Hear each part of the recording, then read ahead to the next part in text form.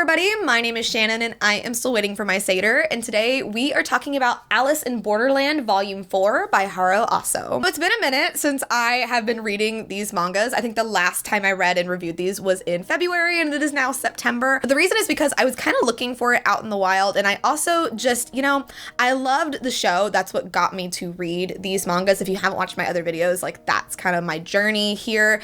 And I really loved Volume 3, and then I just kept meaning to pick up Volume 4, and I never got around to it, but I found this while I was visiting my friend, and I gotta say, I am really loving getting back into the story. Volume 4 is the rest of the Ten of Heart games from Season 1, if you have watched the show, and it is the very, very, very beginning of Season 2. Most of this is dedicated to ending, like, that Ten of Hearts game, which is, like, so intense, it's so wild, and honestly, the show did such an amazing job. It's basically line for line, shot for shot, which is just perfect.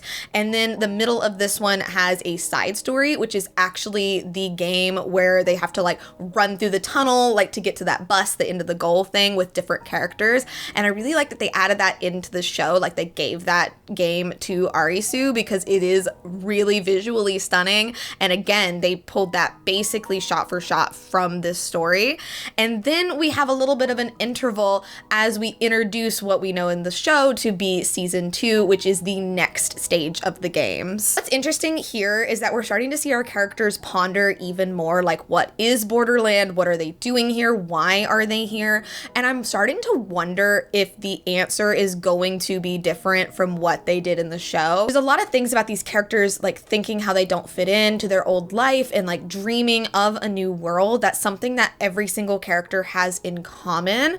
So I'm wondering if there is something bigger going on, but then again, we are introduced to the infamous Queen of Hearts, and she says it's just a game, don't think any deeper. However, we know Hearts games are a psychological thing, so lots of questions still remaining. I still have my same like weird things with these books. I wouldn't call them icks necessarily, but again, just the way women are treated, the way they're drawn, it's just a little bit annoying, especially when we get into the character of Kuina, who is a trans character. I feel like it's just handled really weirdly. There's this weird conversation between her and another character, and I'm like, ooh, you didn't have to include that. That just felt weird.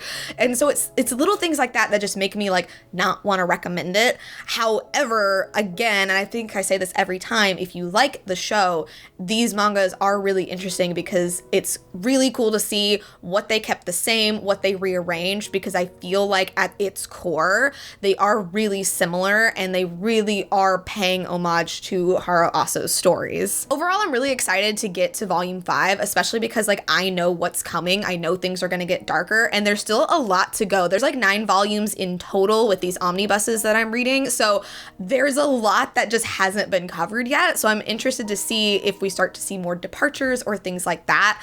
Overall, I am giving this book a B-, just for all of those same reasons. The characterization is always a little bit weird. The way that the characters speak is sometimes a little bit weird. I wish we could get a little bit more development other than just these characters being in this utter despair all the time, which sounds weird, but I feel like nobody is really growing and changing. They're just philosophizing about the same things all the time. So I wish we could just see a little bit more of that, but that remains to be seen. So I'm excited to get to Volume 5 and we'll see where we go next. Anyway, thank you guys so much for watching this video. If you liked it, be sure to hit that like button down below and don't forget to subscribe to Talk Books with me every week. That's everything I got for today, and I will see you guys next time. Bye.